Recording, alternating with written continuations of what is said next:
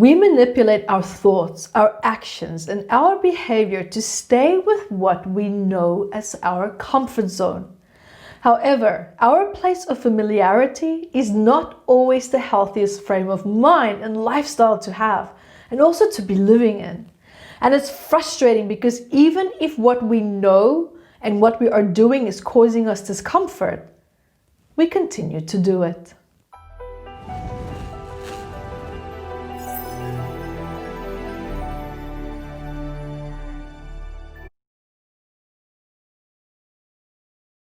Hi, my name is Evette Rose, author and founder of Metaphysical Anatomy, which is a book that has all the ailments, 679 medical ailments and diseases in that, but also the emotional stress that we store and hold within our bodies that are behind that we all share universally.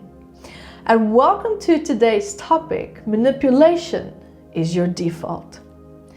And the reason for that is that we are biologically designed to adapt. We are designed to adapt to our problems, especially if we cannot find an immediate solution for it. And if you think that you are rigid or that you have a fear of change or adjustment, then that is just, for example, a surface level, superficial fear.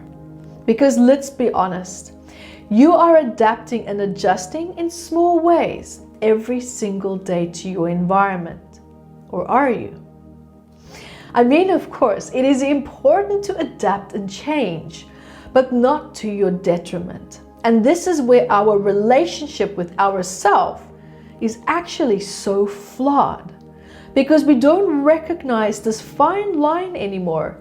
And we have become so emotionally numb that we fail to recognize important little signals in our psyche and also in our body when it's trying to tell us that we are overstepping our threshold, we are overstepping our limits, and when something is wrong.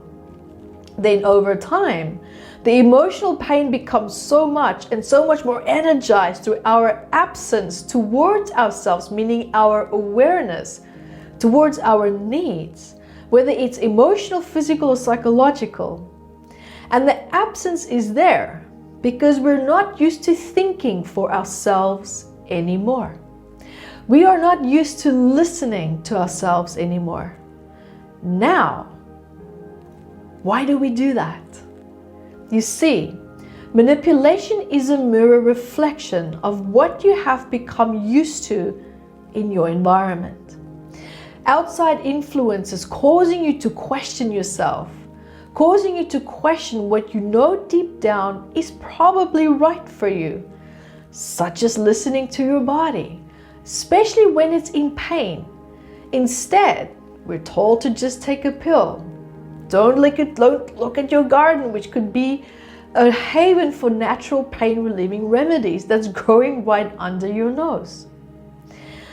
When you feel emotional stress, good God, the doctor to the patient will say, maybe you're depressed, here's Valium, here's Zoloft, and the occasional drugs that always coming in.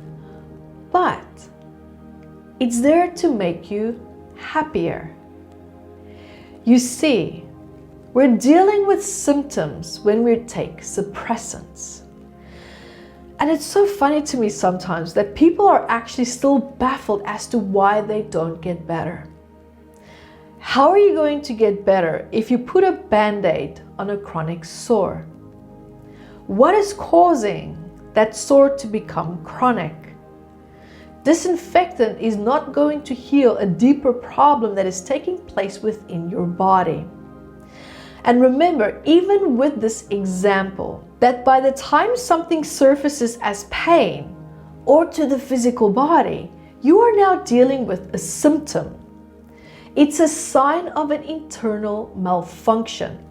But now we try to manipulate the body with substances to trick it into thinking that it feels okay, that it feels better, which is actually you perceiving the illusion that you're feeling better only because the pain or the stress feels less. But you manipulated the symptoms in the body that has caused you discomfort. And discomfort caused you to listen to outside influences who are also now manipulating you into moving away from listening to your own intuition and your body and your gut feeling. Now, over hundreds of years, we've lost vital knowledge as to how we can help ourselves and support ourselves. And also because of our natural inclination is to be fearful and negative. And this is a biological programming. And this aspect within us in the human race has been tapped into over and over again. And it's been twisted, it's been manipulated with fear, leaving us feeling that we don't know where we are going, what we are doing. Leaving us feeling that we don't know what our body needs during a time of illness. And most of the worst part of it all is emotional stress. So you see, this is not just about global manipulation, but it begs the question, how far does this debilitating pattern of manipulation really stretch? As I say in all my teachings, that your relationship is a mirror, right? Especially with yourself, it's a reflection of how you've been treated. It's a reflection of how you've been responding. And if you were exposed to countless moments of manipulation, then what's going to happen? You're going to start to manipulate your own thoughts and body. And also the instructions of this manipulation will not necessarily be positive. Have any of you noticed how your inner voice and your attitude towards people and circumstances sometimes sounds a lot like someone who had an influence over you when you grew up? I mean, it's subtle. It's very subtle. But it's present, and the subconscious replay of even that is strong enough to influence now your decisions. And it can be strong enough to influence how you interpret messages that your intuition and your body is trying to send you, especially during times of challenges and also stress. Because then we are actually most vulnerable to being manipulated. Because we're looking for an escape from the discomfort that we are feeling. Because we are biologically programmed to be emotionally and pain avoidant, to move away from it. However, now hundreds of years ago, we moved away from it with discernment, with understanding. And we knew what the root cause perhaps of the pain or the emotional stress was, and a solution would have been found for it within a very constructive approach. And then we would move away from the problem. Meaning, healing the underlying cause of the symptom, which was the old problem, with a healthy solution. Now we move away from it by following outside advice, by manipulating our minds, our values, that especially our beliefs that belong perhaps to other people that we adapted to during times when we didn't know what to do. Because when there is panic, what do? We look around us to see what the other person is doing. We don't always necessarily initially just take action and make our own decisions. You see, we are followers, subconsciously, not leaders. Not just in regard to our life, but also in regards to our bodies, and also how our body works. How it operates is being destroyed because we are following instructions and also advice that is not necessarily in sync with the natural rhythm of our body's ability to heal and also to think for itself. Instead, we program ourselves with negativity, which is a mirror of our environment, which serves as a constant reminder and subconscious reinforcement of our perceived state of feeling powerless towards our life. So you see, manipulation only becomes manipulation if you accept what is being said and projected, and also suggested. And the state of mind that you are in plays a tremendously big role in this.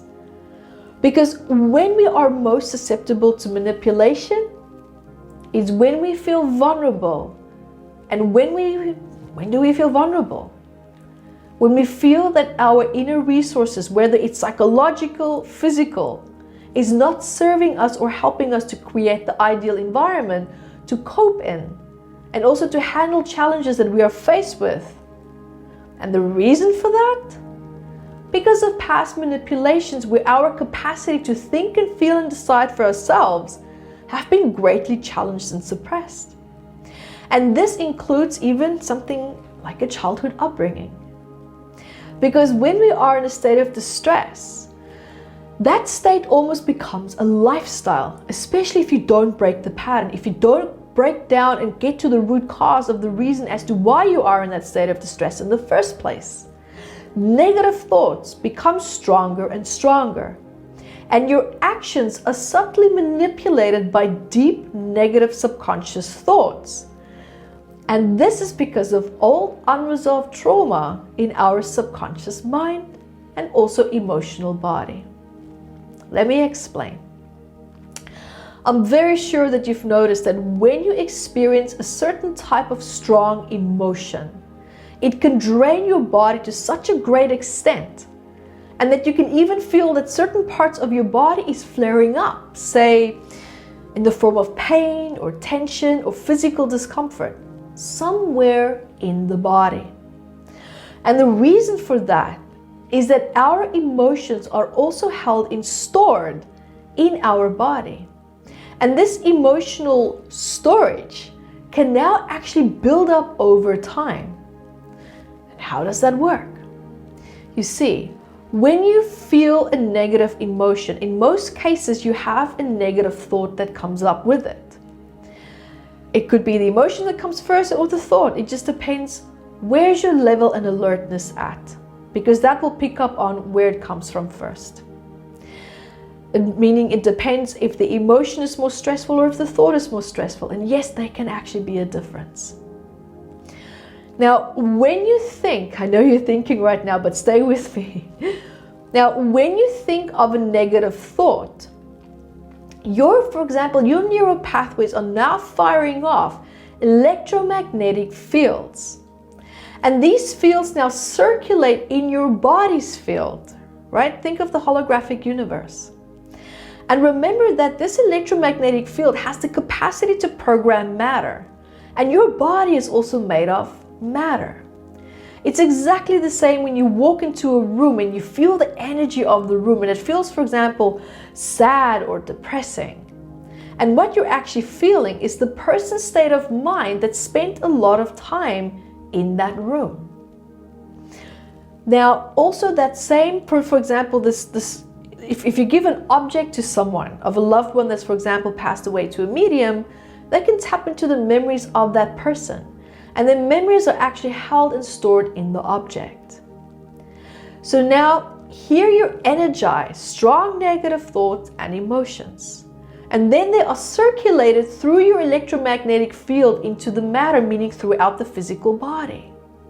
Now, in my research, I've come to learn that strong emotions have a strong tendency to gravitate to weakened areas in the body, where you maybe could have experienced a trauma or inflammation, aggravating this area and amplifying, for example, inflammation if your immune system is not strong enough, which could, for example, be weak due to long-term stress. It could also be, for example, the onset of an autoimmune disease or gut problems that you might have. Now, we know that our gut is also linked to our brain. Now, just bear here with me, because this is a very important tangent. Because we're not just talking about your gut, we're also talking about your state of mind and the immune system. Because your gut is connected to your immune system. So back to what I was saying earlier, just a fun fact. Now, how do these thoughts and these emotions held in the electromagnetic field affect your gut? It's because of the vagus nerve now combined with the sensory nerves communicating information back and forth to the vagus nerve, which also plays now an extremely important role as a communicator, as a connector between your brain and your gut microbiome. So if your emotions change, so does your gut flora. And when your gut flora is influenced with negative emotions and thoughts, the functioning of your digestive system will be affected because it has a direct influence on the microbiome in your gut. Now, with or without food, your mind is now also connected to your gut, and 80% of your immune system is in your gut. So you see, your state of mind plays a tremendously big role on your immune system's reliance and endurance towards ailments. But you also see that due to prolonged stress, an unhealthy lifestyle, constant negative thoughts, and the list can go on, affects the emotional and physical strength in the way that it directly taps into your ability to feel resilient towards your environmental stress, depending on how much you have overcome stress in the past. However, now over the years, we are slowly but surely waking up. And guys, I mentioned this biological aspect to it because our emotions and the body plays a tremendously big role coming together. It's not just thoughts and emotions. There is so much more to it. And the way that it is stored and held within the body. It's very, very important. And I've done a lot of extensive research on that as well. And it will be coming, a lot of that will be coming out in my new books as well. Now we are slowly but surely waking up because we have developed self-help techniques because there is something deeper that we know is there, but we can't quite put our finger on it to tap into it. It's almost like there's an inner sense of strength, of knowledge, of ancient wisdom that is held in the memory of our DNA lineage. And I mean, talk about more manipulation. You hear many people say, we should delete and destroy our junk DNA. Listen, even to the most subtleness of this manipulation, junk DNA, when you just hear that word, your thoughts are already diverted to junk, to trash, to something that's useless, items not needed, and so forth. Well, no. That junk DNA is what you are made of. Your deepest inherited wisdom of thousands of years of experience and evolution is held in that. You are an expression of that accumulated data. And now you want to get rid of it? You want to get rid of the so-called junk DNA? Research also shows that, let's say you have a negative epigenetic expression that caused you, problems or pain. And you manage to deal with it, meaning by healing it. And then the expression of that epigenetic switch is now switched off, meaning your environment does not trigger it anymore. If that expression of that epigenetic matter can stay switched off for at least 200 to 400 years, then your DNA can actually permanently adjust and change, right? It adjusts to the absence of this old expression.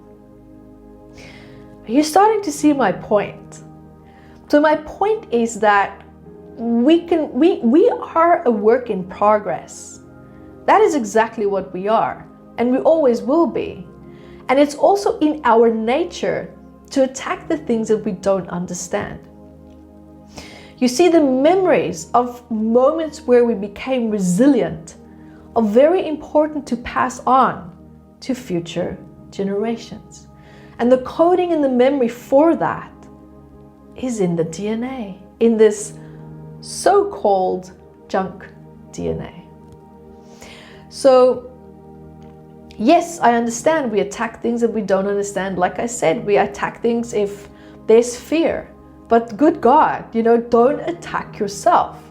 Don't attack the power and the wisdom and the history that made you who you are.